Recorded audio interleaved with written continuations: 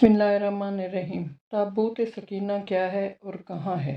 ताबूत सकीना एक संदूक का नाम है जो शमशाद की लकड़ी का बना हुआ था। इस संदूक में हज़रत मूसा अलैहिस्सलाम का असा और उनकी जूतियाँ, हज़रत हारून अलैहिस्सलाम का अमामा, हज़रत सुलेमान अलैहिस्सलाम की अंगूठी, तौरात की तख्तियों के चंद टुकड़े, कुछ मन सलवा और अंबियाए अलैहिस्सलाम की सूरतों के हुलिये वगैरह मौजूद थे। बनी इसराइल में यह संदूक बड़ा ही मुक़द्दस और बाबरकत समझा जाता था। ये लोग जब कफ़ार से जहाद करते और कफ़ार के लश्करों की कसरत और शान और शौकत देखकर सहम जाते तो वो इस संदूक को अपने लश्कर के साथ रख लेते थे।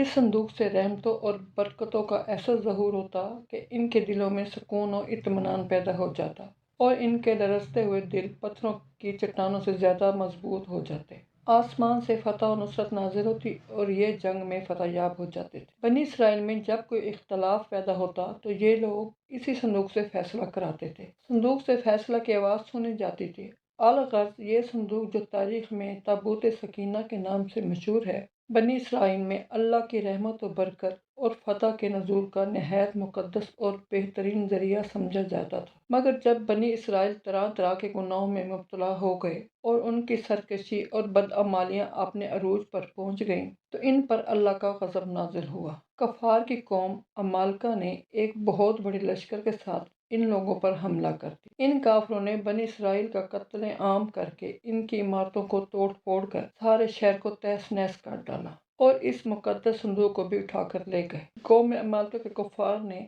इस मुक़द्दस संदूक को नजासत के गंदे कूड़े खानों में फेंक दिया।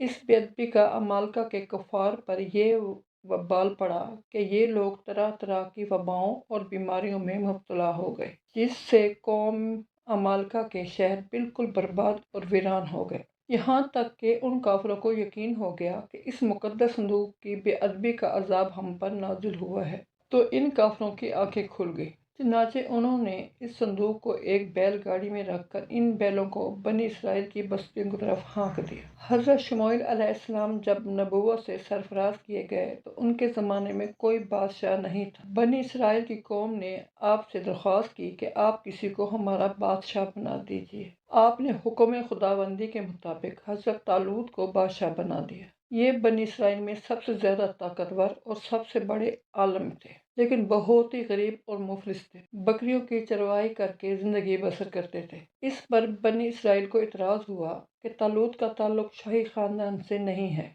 लिहाजा ये कैसे हमारे बादशाह हो सकता है। इससे ज़्यादा तो बादशाह के हकदार हम लोग हैं, क्योंकि हम लोग शाही ख़ानदान से ताल्लुक़ रखते हैं। एक गरीब और मुफलिस इंसान भला तख्त शाही के लायक क्यों कर हो सकता है। बनी इसराइल के इन इतराज़ का जवाब देते हज़रत शुमैल अलैहिस्सलाम ने यह तकरीर फरमाई कि इसका तयन मेरी तरफ से नहीं है, बल्कि ये तो अल्लाह ताला का हुक्म है जिसने उसे बादशाहत के लिए चुन लिया है। फिर ज़ाहिरन भी वो तुम में बड़ा आलम है और कवी और ताकतवर, शकील और जमील, शुजाओ बहादुर और लड़ाई के फ़नून से पूरी तरह वाकिफ़कार है। अल्लाह अपना मुल्क जिसे चाहे दे और अल्लाह वुसअत इल्म वाला है। इसकी बादशाही की निशानी ये है कि तुम्हारे पास वो ताबूत जिसमें तुम्हारे रब की तरफ से दिलों का चैन है। अल्लाह ताला ने कुरान में इस वाक़े का जिक्र करते हुए इरशाद फरमाया, जिसका तर्जुमा ये है कि और इनसे उनके नबी ने फरमाया कि बेशक अल्लाह ताला ने तालूत को तुम्हारा बादशाह बनाकर भेजा है। बोले कि हम पर उसे बादशाही क्यों कर होगी और हम इससे ज़्यादा सल्तनत के मुस्तहिक हैं और उसे माल में भी वुसअत नहीं दी गई है। फरमाया कि उसे अल्लाह ने तुम पर चुन लिया है और उसको इल्म और जिस्म में कुशादगी ज़्यादा दी है और अल्लाह अपना मुल्क जिसको चाहे अता फरमा दे और अल्लाह वुसअत वाला इल्म वाला है। और इनसे इनके नबी ने फरमाया कि इस बादशाही की निशानी ये है कि तुम्हारे पास वो ताबूत है जिसमें तुम्हारे रब की तरफ से दिलों का चैन है और हज़रत मूसा और हारून के तरका की बची हुई चीज़ें हैं जिसको फरिश्ते उठा कर लाएंगे। बेशक उसमें तुम्हारे लिए बहुत बड़ी निशानी है अगर तुम ईमान रखते हो। सूरत अल-बकरा।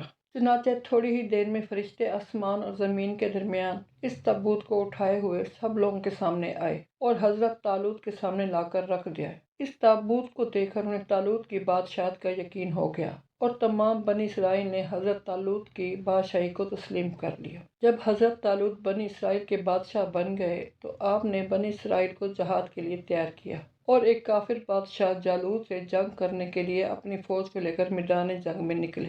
راستے میں حضرت طالوت نے اپنے لشکر سے کہا کہ اللہ تعالیٰ تمہیں ایک نہر سے آزمانے والا ہے۔ اس نہر کا نام نہر الشریعہ تھا، جو اردن اور فلسطین کے درمیان واقع تھی۔ حضرت طالوت نے اپنے لشکر کو ہوشیار کر دیا کہ کوئی بھی اس نہر کا پانی نہ پیے۔ ہاں، اگر کسی نے ایک آدھ گھونٹ پی لیا تو کوئی حرج نہیں۔ لیکن لشکر جب اس نہر کے قریب پہنچا تو پیاس کی شدت سے لشکر کے لوگ نہر پر جھک پڑے اور پیٹ بھر کر پانی پی لیا، مگر ان میں کچھ لوگ پختہ ایمان والے بھی تھے جنہوں نے اس نہر کا پانی نہیں پیا، اور اگر پیا بھی تو ایک آدھ گھونٹ۔ لیکن جنہوں نے پیٹ بھر کر پانی پیا تھا ان کی پیاس تو بجھ گئی، لیکن وہ جنگ کرنے کے قابل نہیں رہے۔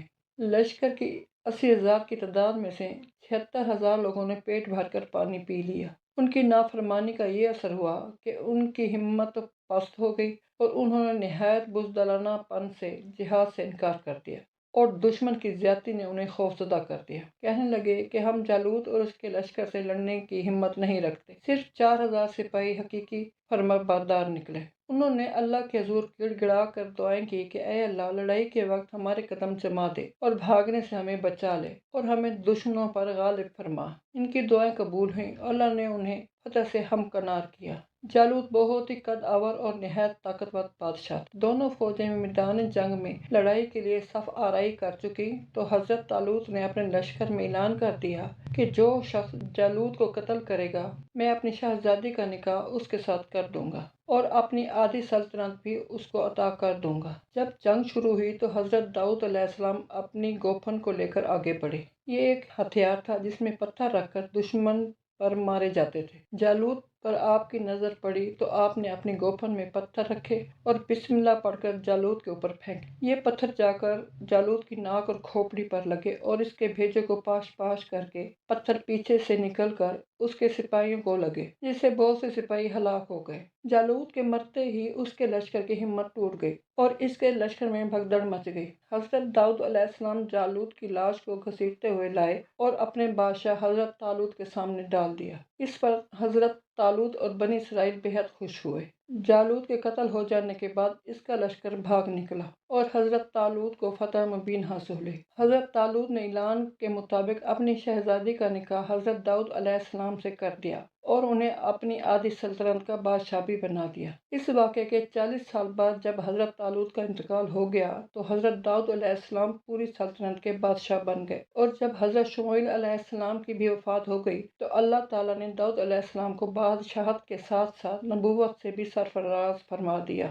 ایک روایت میں ہے حضرت داؤد علیہ السلام کی زبردست خواہش تھی کہ وہ اس صندوق تابوت سکینہ کے لیے ایک مستقل گھر بنائے تاکہ یہ محفوظ رہے۔ بالآخر حضرت سلیمان علیہ السلام نے اپنے عہد سلطنت میں یہ گھر تعمیر کروایا جو ہیکل سلیمانی کے نام سے مشہور ہوا۔ حضرت سلیمان علیہ السلام نے یہاں خادموں کے لیے رہائش گاہیں بھی بنوائی تھی۔ اس کے بعد ہر آنے والے بادشاہ نے اس ہیکل کی بارادریوں اور برآمدوں میں اضافہ کیا، حتیٰ کہ تابوت سکینہ کا کمرہ ان مختلف عمارتوں میں چاروں طرف سے گھر گیا۔